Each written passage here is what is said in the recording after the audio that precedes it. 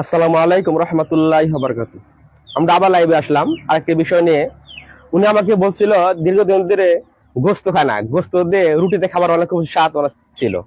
সেই জন্য আমরা ওনার জন্য কিছু বাজার করে নিয়ে আসছি, যাতে যেন উনি গোস্ত এবং রুটি একসাথে খাইতে পারেন। আমরা সেই বাজারগুলো এবং চঞ্চলের আমি ওনার হাতে তুলে দিচ্ছি। দেখ, আপনি এইগুলো সুন্দর করে রান্না করে খাবেন, ঠিক আছে?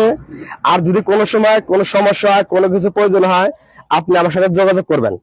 আমি যতটুকু সম্ভব আপনাকে সাহায্য সহযোগিতা করার চেষ্টা করব। আমার চেম্বার তো চিনেন, যখন যাই কিছু লাগুক আপনি আমার সাথে যোগাযোগ করবেন, আপনি আমার দোকানে যাবেন। আপনাকে যতটুকু সম্ভব ইনশাল্লাহ আমার পক্ষ থেকে আমি সাহায্য সহযোগিতা করার চেষ্টা করব।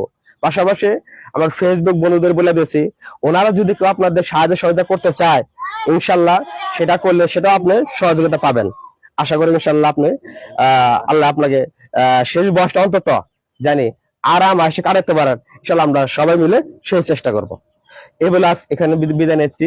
আসসালামু আলাইকুম ওয়া রাহমাতুল্লাহি ওয়া বারাকাতুহু।